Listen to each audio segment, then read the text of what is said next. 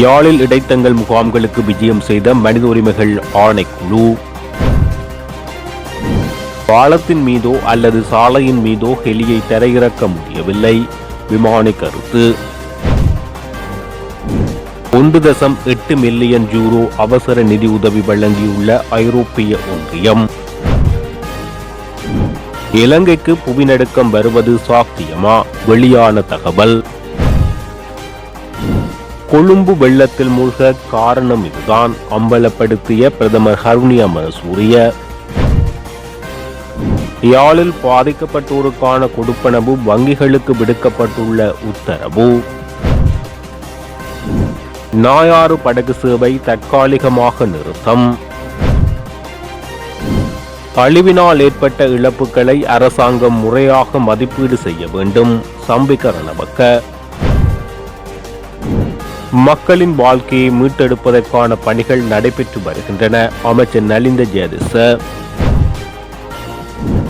அரசாங்கத்துக்கு எதிராக வழக்கு, ரணில் தலைமையில் எதிர்க்கட்சிகள் திட்டம்.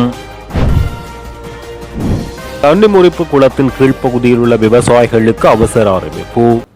தொடர்பான விரிவான செய்திகள். யாழ் மாவட்டத்தில் அனர்த்தம் காரணமாக இடம்பெயர்ந்த மக்கள் தங்குவதற்காக ஏற்படுத்தப்பட்ட தற்காலிக இடைத்தங்கல் முகாம்களை இலங்கை மனித உரிமைகள் ஆணைக்குழுவின் யாழ் பிராந்திய அலுவலக இணைப்பாளர் கனகராஜ் நேரில் சென்று பார்வையிட்டார்.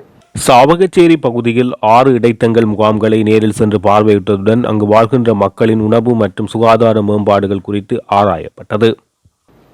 வெண்ணப்புவ லுணுவித பகுதியில் கிங்கோய் ஆற்றில் விழுந்த இலங்கை விமானப்படைக்கு சொந்தமான பெல் 212 ரக விமானத்தில் தொழில்நுட்ப கோளாறு இருந்ததை தனக்கும் பிரதான விமானிக்கும் உணர முடிந்ததாக அந்த விமானியின் துணை விமானியான லெப்டினன்ட் எரங்க சாமர ஏக்கநாயக்கு நீதிமன்றத்தில் தெரிவித்தார். அந்த விமானம் விபத்துக்குள்ளாகி அதன் பிரதான விமானி உயிரிழந்தமை தொடர்பான சட்ட நடைமுறை மாரவில நீதவான் நீதிமன்றத்தில் விசாரணைக்கு அழைக்கப்பட்ட போது இவ்வாறு தெரிவித்தார்.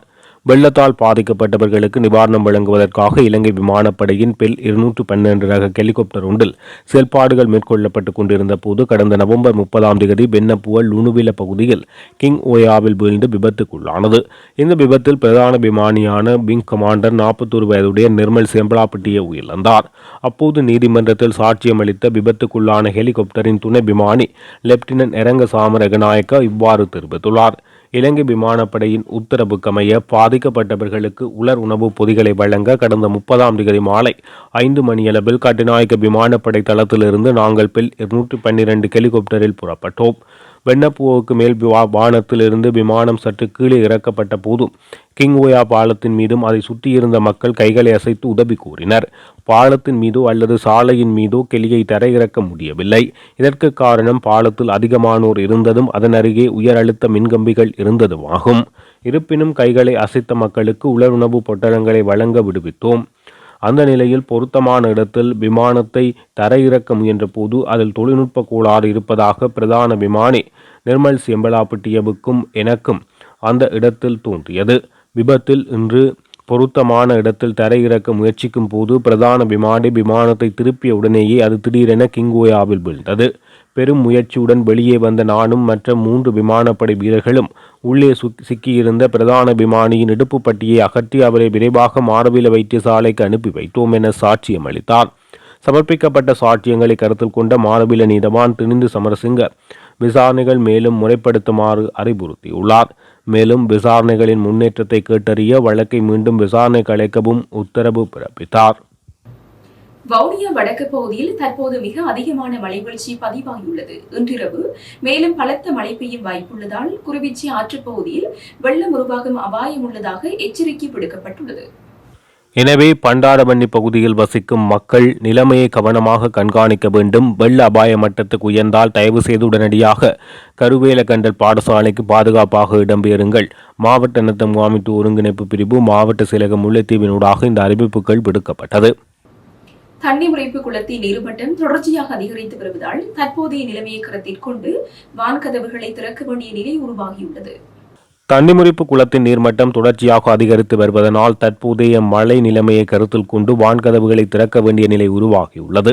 தன்னிமுறிப்பு குளத்தின் கீழ்ப்பகுதியில் வயல்களில் உள்ள அனைத்து விவசாயிகளும் உடனடியாக பாதுகாப்பான இடங்களுக்கு நகர்ந்து செல்லுமாறு கேட்டுக் கொள்ளப்படுகிறார்கள். இது மிக அவசரமான அறிவிப்பு. தயவு செய்து உடனடியாக நடவடிக்கை எடுக்க வேண்டும் என தெரிவிக்கப்பட்டுள்ளது. இலங்கையில் அண்மையில் ஏற்பட்ட கடும் மண்சரிவு மற்றும் வெள்ள பேரழிவுகளுக்கு பதிலளிக்கும் வகையில் ஐரோப்பிய ஒன்றியம் 1.8 மில்லியன் யூரோ அவசர நிதியுதவியை விடுவித்துள்ளது. மிகவும் பாதிக்கப்பட்ட சமூகங்களுக்கு அத்தியாவசிய நிவாரணங்களை வழங்குவதற்காக இந்த நிதி பயன்படுத்தப்பட உள்ளதோடு இதில் 5 லட்சம் யூரோ சர்வதேச செஞ்சிலுவை மற்றும் செம்பறை சங்கங்களின் ஊடாக வழங்கப்பட உள்ளது. பாதிக்கப்பட்ட மக்களுக்கு ஆதரவாக நின்று அவர்கள் வாழ்க்கையை மீண்டும் கட்டியெழுப்ப உதவுவதாக ஐரோப்பிய ஒன்றிய ஆணையாளர் ஹாட்ஜாஸ் கபீக் தெரிவித்துள்ளார். இந்த நிதியுதவிக்கு மேலதிகமாக ஜேர்மனில் 4600 தங்குமிட பொருட்களையும் பிரான்ஸ் 3400 பொருட்களையும் வழங்கியுள்ளது. இதேவேளை இத்தாலி பொறியியல் நிபுணர்கள் குழுவை அனுப்பியுள்ளது. மேலும் ஐரோப்பிய ஒன்றியத்தின் கோப்பர்நிக்கஸ் அவசரகால செய்மதி சேவை மூலம் இதுவரை 30 வரைபடங்கள் தயாரிக்கப்பட்டுள்ளதாகவும் 2025 ஆசிய பசிபிக் பிராந்தியத்துக்கான மொத்த மனிதாபிமான உதவி 87 மில்லியன் யூரோவை எட்டியுள்ளதாக ஐரோப்பிய ஆணைக்குழு தெரிவித்துள்ளது. இலங்கை புவி நடுக்கத்திற்குரிய வாய்ப்புகளை கொண்டுள்ளதாக யாழ்ப்பாண பல்கலைக்கழக புவியியல் துறையின் தலைவரும் வானிலை ஆய்வாளருமான பேராசிரியர் நாகமுத்து பிரதீபராஜ தெரிவித்துள்ளார்.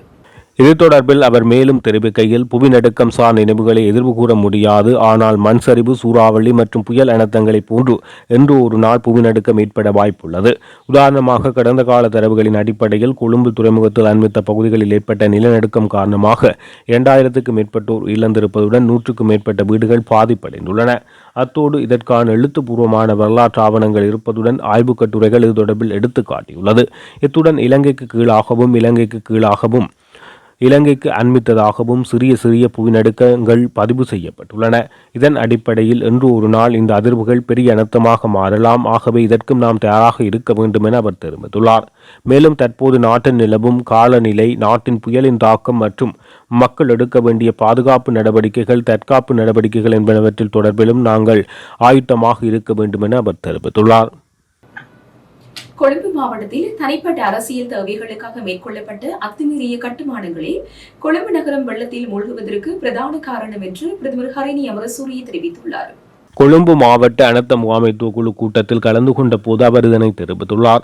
கொழும்பு மாவட்டத்துக்குள் சரியான திட்டமிடல் இல்லாமல் பல்வேறு அரசியல் நிகழ்ச்சி நிரல்களின் கீழ் எடுக்கப்பட்ட தீர்மானங்களினாலேயே கொழும்பு மாவட்ட மக்கள் இந்த முறையில் ஆபத்தான சூழ்நிலையை எதிர்கொண்டுள்ளனர். எனினும் இனி இந்த விதமான அத்துமீறிய கட்டுமானங்கள் மற்றும் ஆபத்தான கட்டுமானங்கள் இடங்களில் மக்கள் கட்டுமானங்களை மேற்கொள்வதற்கு எந்த விதத்திலும் இடமளிக்கப்பட மாட்டாது என பிரதமர் தெரிவித்துள்ளார். அத்துடன் கொழும்பு மாவட்டத்தின் ஆபத்தான பகுதிகளில் வாழும் மக்களுக்கு மாற்று வழிகள் வழங்கப்பட வேண்டும் என்பது குறித்து நாம் கலந்துரையாடியுள்ளதாகவும் குறிப்பிட்டார். ஆகவே திட்டமிடல் இல்லாமல், சட்டத்திட்டங்கள் பற்றி எவ்வித மதிப்பீடும் இல்லாமல் கொழும்பு மாவட்டத்தில் அபிவிருத்தி என்ற பெயரில் அத்துமீறிய கட்டுமானங்களை மேற்கொள்ளவும் குடியிருப்புகளை உருவாக்கவும் இடமளிக்க முடியாது. கொழும்பு மக்களின் பாதுகாப்பு உறுதி செய்யப்படும் விதமாக கொழும்பு மாவட்டத்தின் வெள்ள கட்டுப்பாட்டுக்காக பொதுவான திட்டம் ஒன்றை முன்வைப்பதற்கு நடவடிக்கை எடுக்கப்படும் என பிரதமர் சுட்டிக்காட்டினார். யாழில் வெள்ள அனர்த்தத்தினால் பாதிக்கப்பட்டவர்களின் கொடுப்பனவுகளை விரைவாக வைப்பிலிடுமாறு யாழ் மாவட்ட அரசாங்க அதிபர் தெரிவித்துள்ளார். வெள்ள அனர்த்தத்தினால் பாதிக்கப்பட்ட குடும்பங்களுக்கு அரசாங்கத்தினால் அறிவிக்கப்பட்ட உலர் உணவு நிவாரண கொடுப்பனவு மற்றும் ரூபாய் 25,000 கொடுப்பனவு தொடர்பான முன்னேற்ற நிலைமைகள் தொடர்பாக நேற்றைய தினம் கலந்துரையாடல் இடம்பெற்றது. குறித்த கலந்துரையாடலில் பிரதேச செயலாளர்களுடன் நிகழ்நிலை ஊடாக யாழ்ப்பாண மாவட்ட அரசாங்க அதிபர் மரலிங்கம் பிரதீபன் அவர்கள் கலந்துரையாடினார். இதில் கலந்து கொண்டு கருத்து தெரிவித்த அவர், யாழ்ப்பாண மாவட்டத்தில் உள்ள 15 பிரதேச செயலாளர் பிரிவுகளிலும் ஒரே சீரான நடைமுறைகளை பின்பற்றி வெள்ள அனர்த்தத்தினால் பாதிக்கப்பட்டவர்களுக்கு கொடுப்பனவு மேற்கொள்ளப்பட வேண்டும். வர்த்தமானி அறிவித்தலின் பிரகாரம் பேரிடரால் பாதிக்கப்பட்ட 22 மாவட்டங்களில் யாழ்ப்பாண மாவட்டமும் உள்ளடங்கியுள்ளதாக தெரிவிக்கப்பட்டுள்ளது.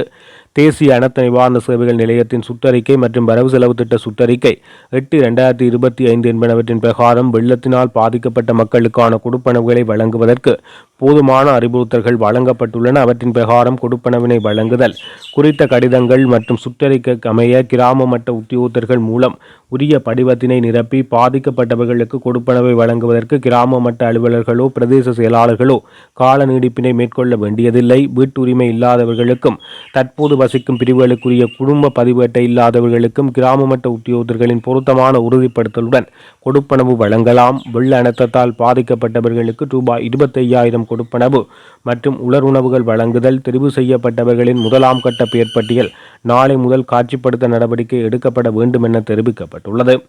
தகுதியானவர்களுக்குடைய பட்டியல்கள் காட்சிப்படுத்தப்பட்ட பின்னர் காலதாமதமின்றி உரிய வங்கிக் கணக்குக்கு விரைவாக வைப்பிலிட நடவடிக்கை எடுக்க வேண்டும் என அவர் தெரிவித்துள்ளார். அத்தோடு ஒவ்வொரு பிரதேச செயலக ரீதியாக எடுக்கப்பட்டு வரும் நடவடிக்கைகளை கேட்டறிந்து உரிய அறிவுறுத்தல்களும் வழங்கப்பட்டது. இலங்கை மிக மோசமான இயற்கை அனர்த்தங்களை எதிர்கொள்ளப் போவதாக வளிமண்டலவியல் திணைக்களம் முன்கூட்டியே அறிவித்தும் அரசாங்கம் அதனை அலட்சியம் செய்துள்ளது என்று முன்வைக்கப்படும் குற்றச்சாட்டு தொடர்பில் ஆராய விசேட தெரிவுக்குழு ஒன்றை நியமிக்க வேண்டும்.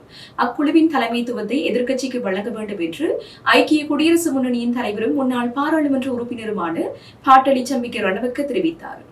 ஐக்கிய குடியரசு முன்னணியின் காரியாலயத்தில் செவ்வாய்க்கிழமை இடம்பெற்ற ஊடகவியலாளர் சந்திப்பில் அவர் இவ்வாறு தெரிவித்தார். இயற்கை அனர்த்தத்தால் பாதிக்கப்பட்டுள்ள மக்களுக்கு உடன் நிவாரணம் வழங்குவதாக ஜனாதிபதி விடுத்துள்ள அறிவிப்பு நடைமுறையில் சாத்தியமாக்கப்பட வேண்டும். மக்களின் இயல்பு வாழ்க்கை வெகு விரைவில் வழமைக்கு திரும்பினால்தான் பொருளாதார மீட்சிக்குரிய திட்டங்களை சிறந்த முறையில் செயற்படுத்த முடியும். அழிவினால் ஏற்பட்ட இழப்புகளை அரசாங்கம் முறையாக மதிப்பீடு செய்ய வேண்டும். அப்போதுதான் திட்டங்களை சிறந்த முறையில் வகுக்க முடியும் என தெரிவித்துள்ளார். இலங்கையில் மிக மோசமான இயற்கை அனர்த்தங்கள் எதிர்கொள்ளப் போவதாக வளிமண்டலவியல் திணைக்களம் முன்கூட்டியே அறிவித்தும் அரசாங்கம் அதனை அலட்சியம் செய்துள்ளது என முன்வைக்கும் குற்றச்சாட்டுகள் முறையாக ஆராயப்பட வேண்டும். மண்டலவியல் திணைக்களம் இந்த அனர்த்தம் பற்றி முன்னெச்சரிக்கை விடுத்ததா எதிர்க்கட்சியினர் குறிப்பிடுகிறார்கள். அவ்வாறு எவ்வித உத்தியோகபூர்வ அறிவிப்புகளும் கிடைக்கவில்லை என அமைச்சரவை பேச்சாளர் நலிந்த ஜெயதிச குறிப்பிடுகிறார். அவ்வாறாயின் இதன் உண்மைத்தன்மையை அரசாங்கம் வெளிப்படுத்த வேண்டும். பாராளுமன்ற தெரிவுக்குழு ஒன்றை அமைத்து இதனை விசாரணை செய்ய வேண்டும். இந்த தெரிவுக்குழுவின் தலைமைத்துவத்தை எதிர்க்கட்சிகளுக்கு வழங்க வேண்டும் என வலியுறுத்துவதாக தெரிவித்துள்ளார். அண்மையில் நாட்டில் ஏற்பட்ட பாரிய அனர்த்தத்தின் பின்னர் அரசாங்க பொறிமுறை, தனியார் துறை, வர்த்தக சமூகம், சர்வதேச உதவிகள் மற்றும் தன்னார்வ அமைப்புகளின் அர்ப்பணிப்புடன் வீழ்ச்சி அடைந்துள்ள மக்களின் வாழ்க்கையை மீட்டெடுக்க தேவையான அனைத்து பணிகளும் நடைபெற்று வருவதாக சுகாதார மற்றும் வெகுசன ஊடகத்துறை அமைச்சர் வைத்தியர் நலிந்த ஜெயதிச தெரிவித்தார். அண்மையில் நாட்டில் ஏற்பட்ட திடீர் அனர்த்தத்தினால் பாதிக்கப்பட்ட மக்களுக்கும் ஒட்டுமொத்த இலங்கை மக்களுக்கும் ஆசீர்வாதம் வழங்குதல் மற்றும் உயிரிழந்தவர்களின் ஆத்ம இழைப்பாற்றியை முன்னிட்டு செவ்வாய்க்கிழமை காலை களுத்துறை போதி மற்றும் களுத்துறை சிலுவை பேராலயத்தில் நடைபெற்ற மத நிகழ்வுகளில் கலந்து கொண்ட போது அமைச்சர் இவ்வாறு தெரிவித்தார். அண்மையில் நாட்டில் ஏற்பட்ட பாரிய அனர்த்தத்தின் பின்னர் வீழ்ச்சியடைந்த மக்கள் வாழ்க்கையை ஓரளவு மீட்க முடிந்துள்ளது. அரசாங்க பொறிமுறை, தனியார் துறை, வர்த்தக சமூகம், சர்வதேச உதவிகள் மற்றும் தன்னார்வ அமைப்புகளின் அர்ப்பணிப்புடன் மக்களின் வாழ்க்கையை மீட்டெடுக்க தேவையான அனைத்து பணிகளும் நடைபெற்று வருகிறது. நமது நாடு அவ்வப்போது இயற்கை பேரழிவுகளினால் பாதிக்கப்பட்டுள்ளது. எனினும் கடந்த சில நாட்களில் அந்த பேரழிவுகளில் இருந்து வேறுபட்ட பெரிய பேரழிவை நாம் எதிர்கொண்டிருந்தோம். இந்த அனர்த்தத்தில் சுமார் 600க்கும் மேற்பட்டோர் உயிரிழந்தனர். அரசாங்கத்தின் பிரதிநிதியாகவும் இந்த நாட்டின் பிரஜையாகவும் உயிரிழந்த உறவுகளுக்கு ஆழ்ந்த இரங்கலை தெரிவித்துக் கொள்கிறேன். ஸ்தம்பித்திருந்த மின்சார விநியோகத்தை சுமார் 98% வரை, தடைப்பட்டிருந்த குடிநீர் விநியோகத்தை குறிப்பிடத்தக்க அளவும் மீட்டெடுக்க முடிந்துள்ளது. பேரிடரின் பின்னர் மீண்டெழும் நாட்டை முன்பிருந்ததை விட உயர்ந்த இடத்துக்கு கொண்டு செல்ல இவ்வாறான மத வழிபாடுகளும் ஆசீர்வாதமும் அத்தியாவசியமானவை என தெரிவித்துள்ளார். பாதிக்கப்பட்ட மக்களுக்கு ஆசீர்வாதம் வழங்குவதற்கும் உயிரிழந்த மக்களின் ஆத்ம இழைப்பாற்றியை முன்னிட்டும் பௌத்த, கத்தோலிக்க, இஸ்லாம், இந்து அனைத்து மத ஆசீர்வாத நிகழ்வுகளில் தொடர்ச்சியாக நாடு முழுவதும் நடத்த அரசாங்கம் தீர்மானித்துள்ளது என தெரிவித்துள்ளார். நாட்டில் அண்மைய நாட்களில் இடம்பெற்ற மண்சரிவு மற்றும் வெள்ளப்பெருக்கால் ஏற்பட்ட நூற்றுக்கணக்கான உயிரிழப்பு மற்றும் பல கோடி சொத்து சேதத்தை முன்கூட்டியே முகாமைத்துவம் செய்து நிர்வகிக்காமையானது மனித சமூகத்திற்கு மேற்கொள்ளப்பட்ட அநீதி என்பதால் அரசாங்கத்துக்கு எதிராக உயர் நீதிமன்றத்தில் வழக்கு தாக்கல் செய்வதற்காக எதிர்க்கட்சியைச் சேர்ந்த பல்வேறு கட்சிகள் தயாராகி வருவதாக தகவல்கள் தெரிவிக்கின்றன. இந்த செயற்பாட்டுக்கு முன்னாள் ஜனாதிபதி ரணில் விக்ரமசிங்க தலைமைத்துவம் வழங்குவதாக அறிவிக்கப்பட்டுள்ளது. ஸ்ரீலங்கா பொதுஜன பெரமுனவின் தேசிய ஒருங்கிணைப்பாளர் நாமல் ராஜபக்ச தலைமையிலான எதிர்க்கட்சியை பிரதித்துவம் செய்யும் பல்வேறு எதிர்க்கட்சிகள் இதற்கு ஒத்துழைப்பு வழங்கியுள்ளன. இந்த விடயம் தொடர்பாக ஆரம்பகட்ட பேச்சுவார்த்தை முதல்நிலை சட்ட வல்லுநர்கள் 100 பேரின் பங்கு பெற்றுதலுடன் கொழும்பில் உள்ள முதல் தர ஹோட்டல் ஒன்றில் அண்மையில் கலந்துரையாடல் இடம்பெற்றது. இந்த கலந்துரையாடலின் போது அனர்த்தங்களால் உயிரிழந்தவர்களின் குடும்பங்களின் தலைமையில் வழக்கு தாக்கல் செய்ய தீர்மானிக்கப்பட்டுள்ளது. இந்த வழக்கில் பிரதிவாதிகளாக அனர்த்த முகாமைத்துவத்துக்கு பொறுப்பான அமைச்சர், மாகாண ஆளுநர்கள் உள்ளடங்களாக இதற்கு பொறுப்பு கூற வேண்டிய அரசு அதிகாரிகள் மற்றும் சட்டமா அதிபரை பெயர் குறிப்பிடுவதற்கு திட்டமிடப்பட்டுள்ளது. 9 மாகாணங்களையும் பிரதிநிதித்துவம் செய்யும் 1500 சட்டத்தரணிகள் முறைப்பாடு செய்யும் தரப்பின் சார்பில் சுயேட்சையாக ஆஜராக உள்ளதாக அறிவிக்கப்பட்டுள்ளது. இத்துடன் ஜெஃப்னக்லரியின் மதிய நேர பிரதான செய்திகள் நிறைவடைகின்றன. மேலதிக செய்திகளை அறிந்து கொள்ள www.jeffnaglary.lk என்ற இணையதளத்தின் ஊடாக இணைந்து கொள்ளுங்கள்.